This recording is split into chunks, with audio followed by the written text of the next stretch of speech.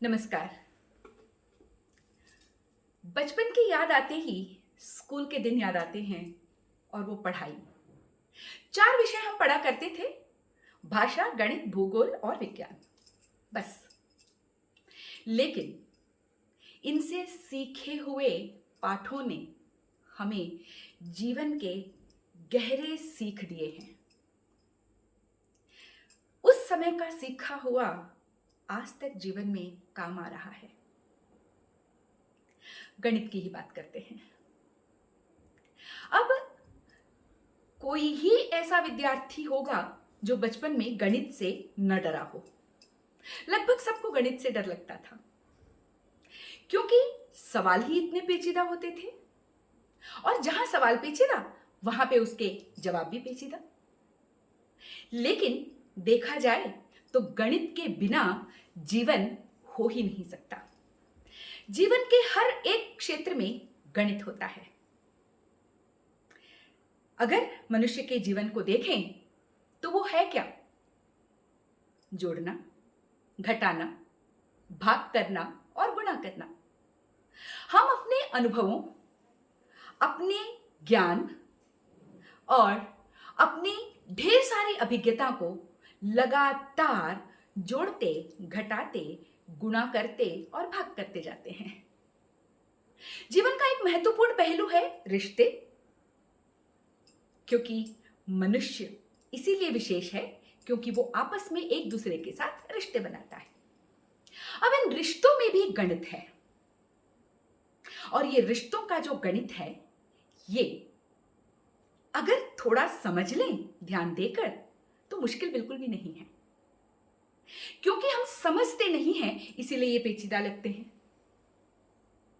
अब रिश्तों के गणित की बात करें तो देखिए, फॉर्मूला सही होना चाहिए, प्रोसीजर सही होना चाहिए, आंसर सही निकलना चाहिए, तभी जाकर गणित में पूरे अंक मिलते हैं। और फॉर्मूला अगर रिश्तों के गणित की बात करें तो उसमें होना क्या चाहिए?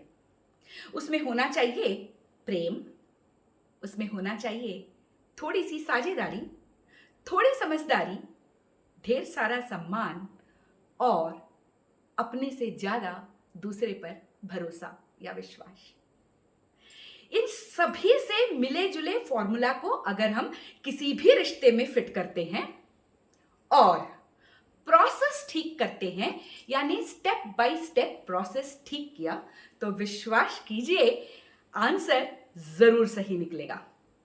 लेकिन यदि हमने प्रोसेस ठीक नहीं किया और फॉर्मूला ठीक नहीं बैठाया तो आंसर भी सही नहीं निकलेगा और रिश्ते टूटकर बिखर जाएंगे। और गणित के साथ एक और समस्या है, और वो ये कि या तो उसमें 100/100 मिलते हैं या नहीं तो फिर बिल्कुल कुछ नहीं मिलता। रिश्तों का गणित भी ऐसा ही है। आप उसे ठीक कर लीजिए तो फिर रिश्ते हमेशा जिंदगी भर आपके साथ रहेंगे, यानी 100/100।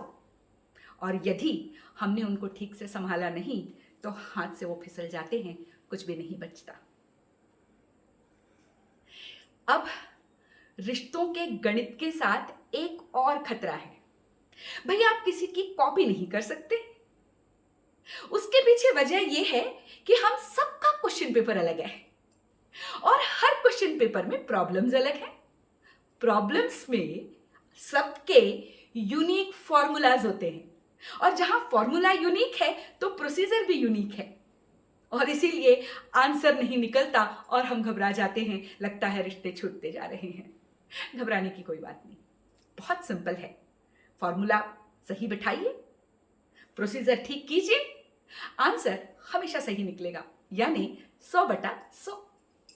धन्यवाद।